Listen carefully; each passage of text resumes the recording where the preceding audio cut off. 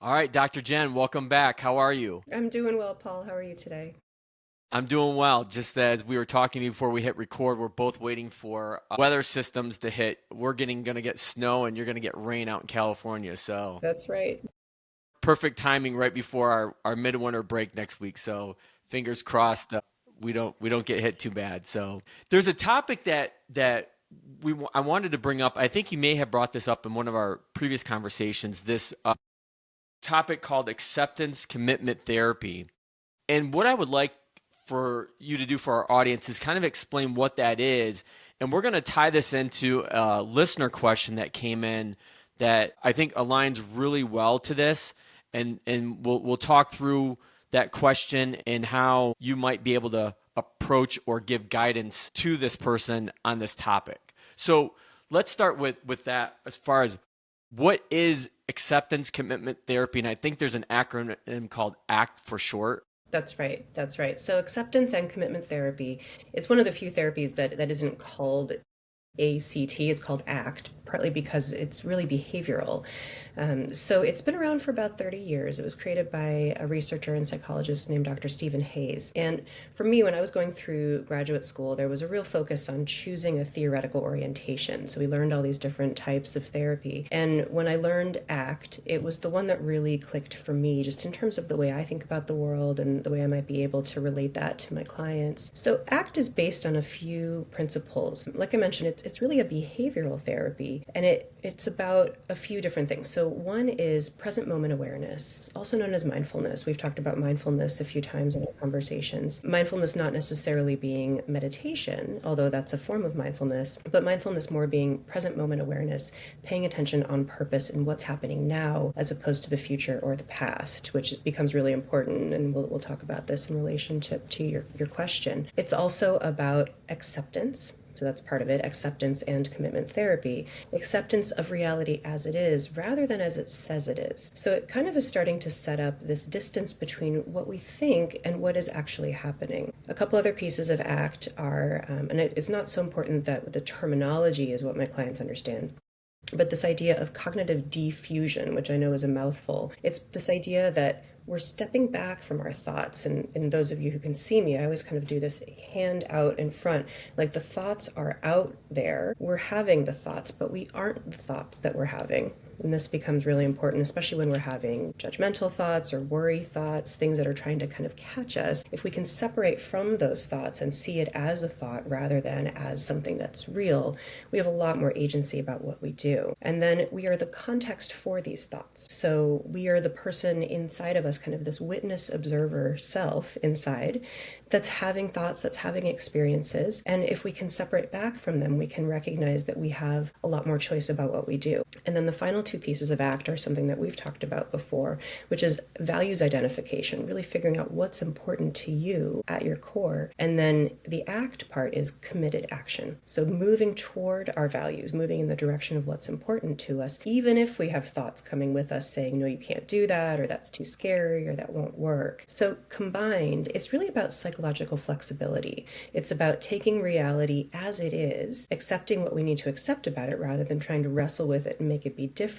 and then moving toward what's important to us, even if we have these old messages saying, no, you can't do that, or that's too scary. So I think you just summed it up. But if I use my own words with that, I think one word that comes to mind is, and we talk about this, I swear, every conversation, is awareness and identifying that gap between what's reality and what we're actually feeling. Mm-hmm. Yep. Yep, exactly. I often, and ACT does this a lot, it uses a lot of imagery or metaphors. And so often if there's a thought that's trying to get us, right, you can't do that, that's too scary, I know this will come up today, you won't be able to afford that, right? I like to actually close my eyes and picture that thought. And I know that might sound a little strange. Oftentimes when I do that with a client, they can picture it like a little monster or a gremlin. Or a couple of years ago, someone that I was working with imagined their anxiety like a little spiky COVID ball. Right? And if we can separate out from the worry or the anxiety, we can see it as something that is happening to us rather than something that is part of us. It's interesting because I was just reading this actually a few nights ago. Is that similar to what you might describe as a thought experience as far as like that visualization goes? because I was reading an article about Einstein actually, and he used to do this a lot. Actually, it was in a book called How to Make a Few $1 Billion by Brad Jacobs, who was a CEO of a couple really big companies, and he uses this a lot in his daily practice as a CEO.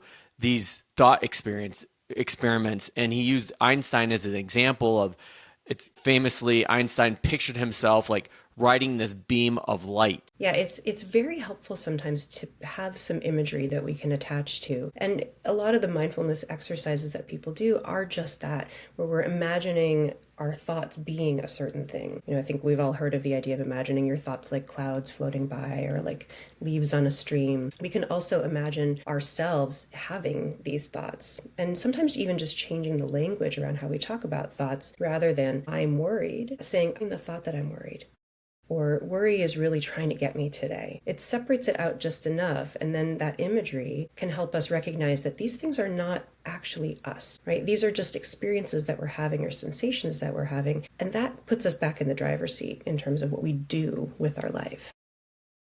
So the listeners may be wondering, like, well, where's the tie-in to financial planning with all this? And the tie-in is that we had a listener email me who's going through I'll call it really challenging transition. This person, will call her Maeve.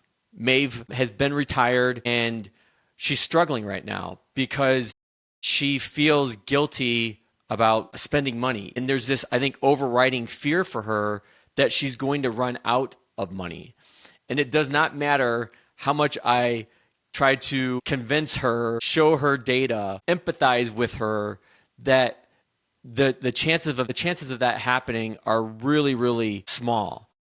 But for her, it's really difficult to get over that anxiety and that fear, whether it's, I think, going back to what you're talking about with ACT, whether it's reality or not. And as we kind of pull back the layers a little bit on maybe why she felt this way, Maeve went into a lot of detail about her upbringing, what money was like growing up for her, what money was like going through college and into her career, and the relationships that she had, and all of these kind of life transitions along the way that had this impact on her from a financial standpoint, both good and bad, both perceived and real.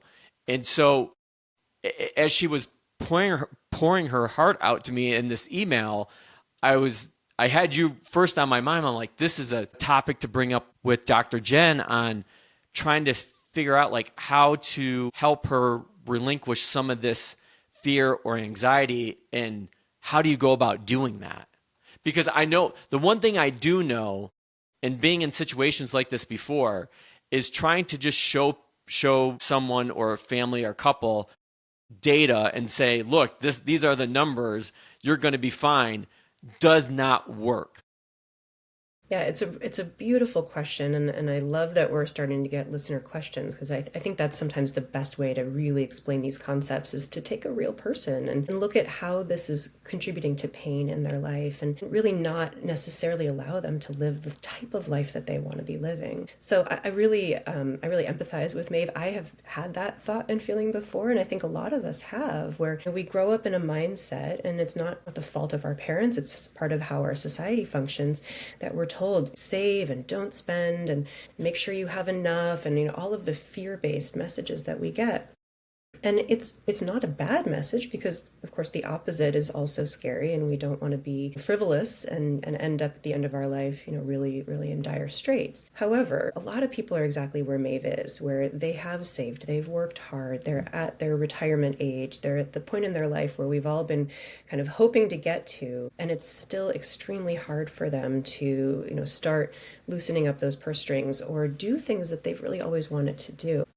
And so I do think ACT is a nice perspective to take that from, and we can kind of go piece by piece with it. Part of what you're saying, Paul, is acceptance, right? Acceptance of reality as it is, rather than as it says it is. And you're right that it's hard to just say to someone, don't worry about it. Don't think that way. Don't have that thought. Our brain doesn't work very well like that. So what actually happens if we tell ourselves, don't think this, our brain says, Jen doesn't want to think this thought. I'm going to check back periodically to make sure she's not thinking that thought, right? So it actually kind of keeps that thought alive. The thought being, I'm going to run out of money or this won't be okay. So acceptance is, wow, I keep having that thought. I'm noticing that I keep having that thought. Acceptance is, wow, that thought is coming up to me because of my history, maybe because of messages that I learned from my family growing up. Maybe I had relatives growing up in the Depression or something like that. And so acceptance is, okay, it makes sense that I'm having that thought. We're not playing tug of war with those thoughts anymore. The other piece is this mindful awareness of what is actually happening now, rather than what's happening in the future or what's happened in the past. Because all of us have had different experiences in the past, and yet we're not there now.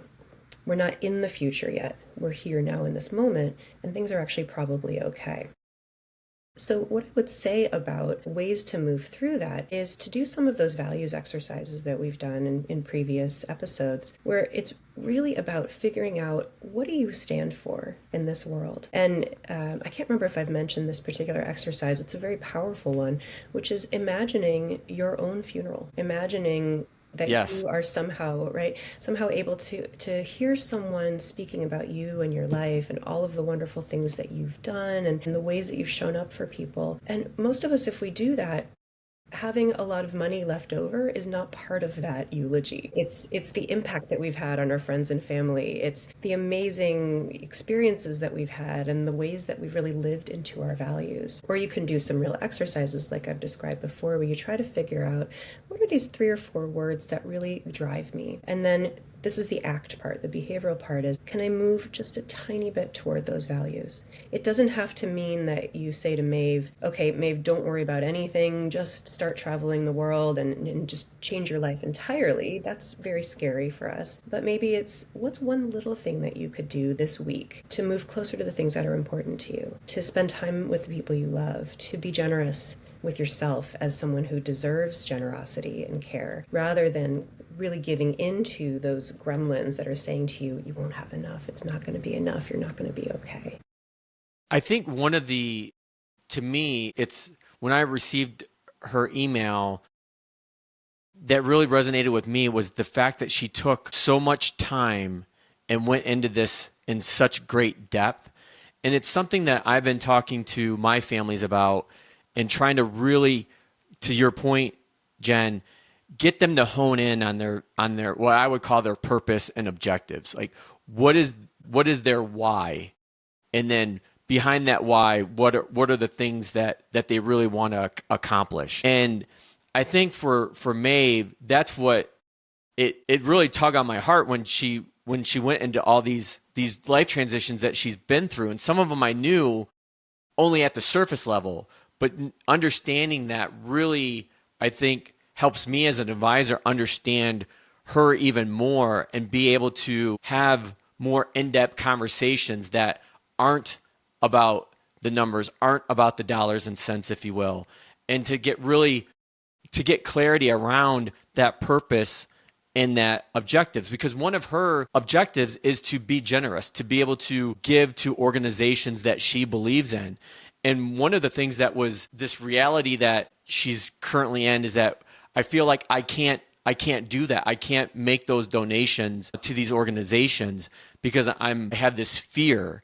And so that goes against like what she wants to do. And so I really want to help.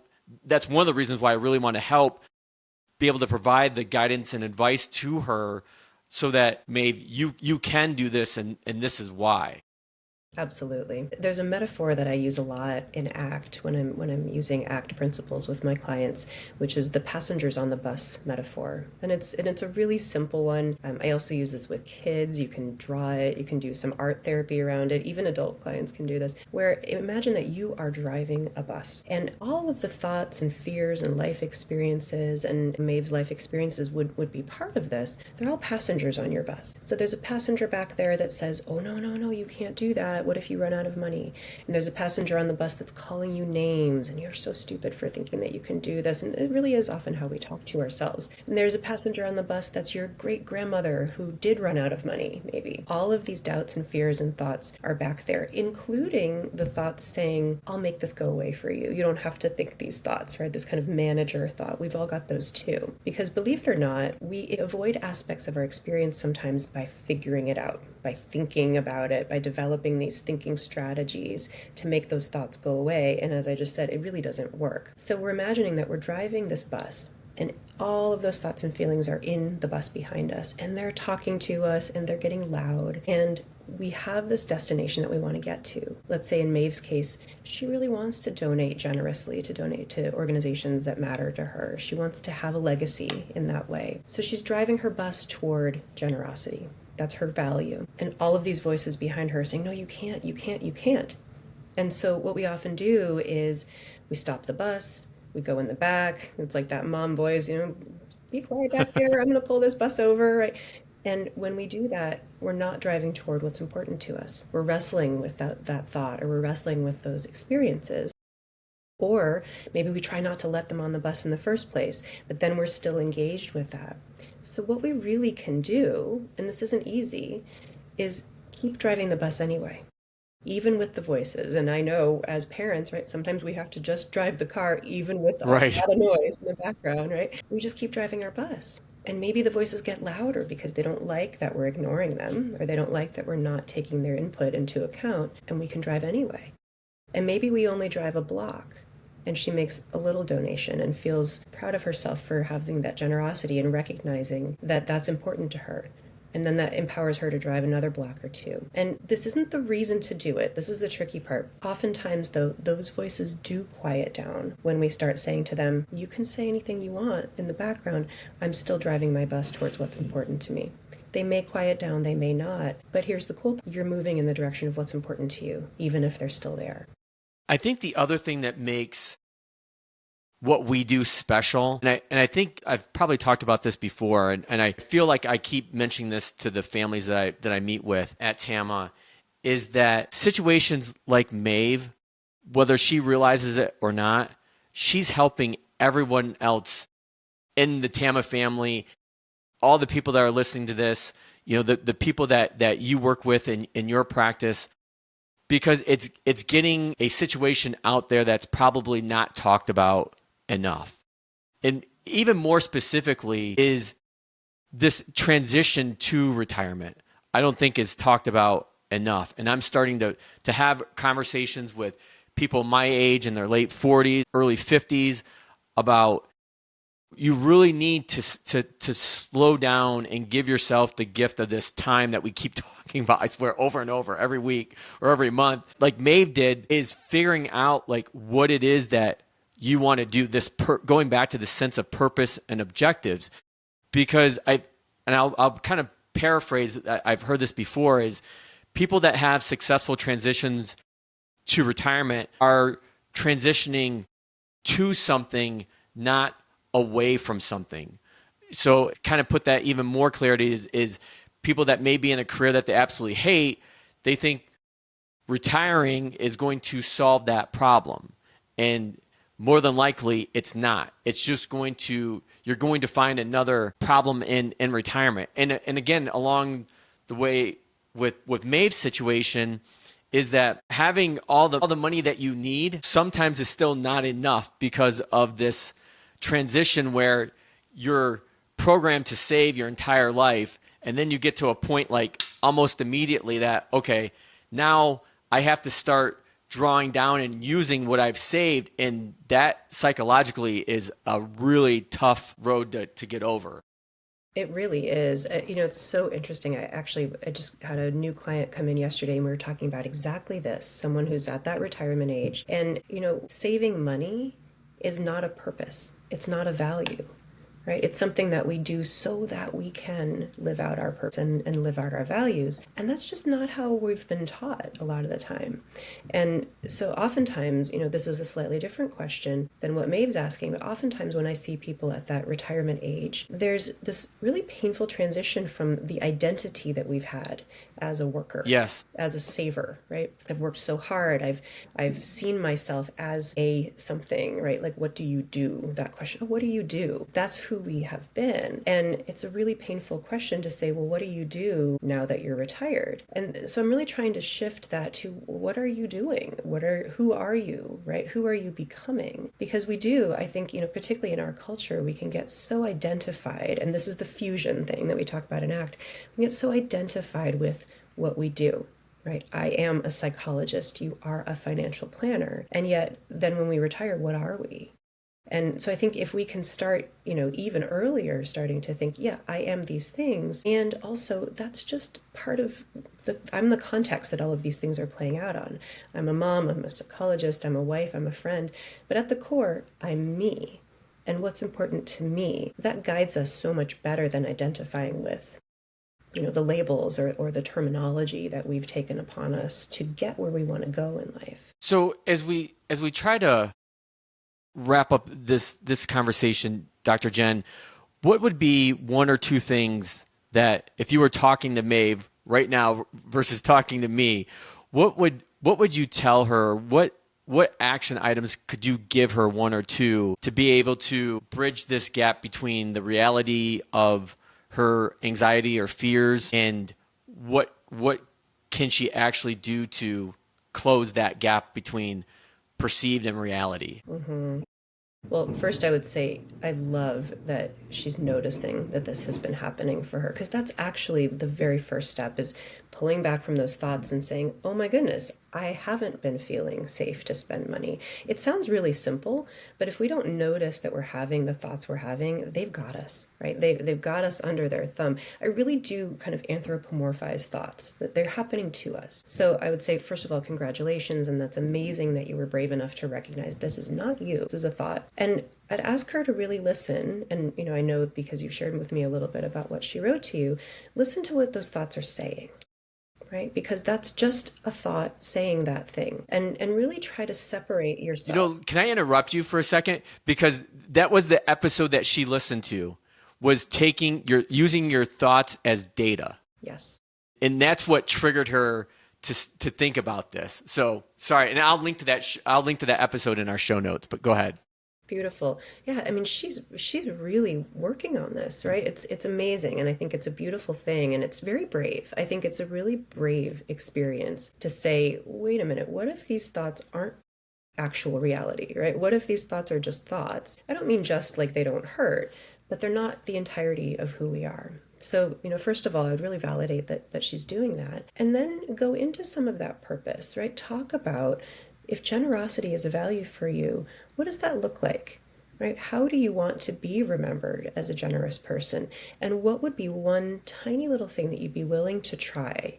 Driving that bus 2 feet in the direction of being, and just test it out. Again, that idea of thoughts as data, that what if we took some other data? Can you try being generous in this one way that would probably feel more aligned with your values, and just see what happens? Notice that maybe it feels good. Maybe you still have the thoughts, the fear thoughts, and you don't get kicked out of your home. You're not destitute. You get to have a little bit of that encouragement. It's these behavioral experiments of doing that, and then just trying to be mindful of what's actually happening in the moment, separating back from the reality of where your feet are right now versus what your thoughts are telling you is going to happen in the future, because that's actually not here right now. That's not real yet. What's real is what's happening in this moment. Well, this is fabulous conversation as always, and for those listening and watching, because we actually our YouTube channel is actually growing pretty well, so people actually are watching us. So whether you're listening or watching, hopefully this gives you the courage that if you have a topic or a question that you want Dr. Jen and I to cover, you're going to get on the channel for sure. Because I think, to your point, Dr. Jen, when people bring us this kind of feedback and these kinds of questions and thoughts, I think it does a really great job of turning what's theoretical on the psychology side of what you do into how we can put it to use in everyday life and everyday practice. So thank you, Maeve, for having the courage to share that with us, number one. And as always, Dr. Jen, thank you so much for your incredible insights on this topic. And we'll look forward to seeing you again here soon. Thanks so much.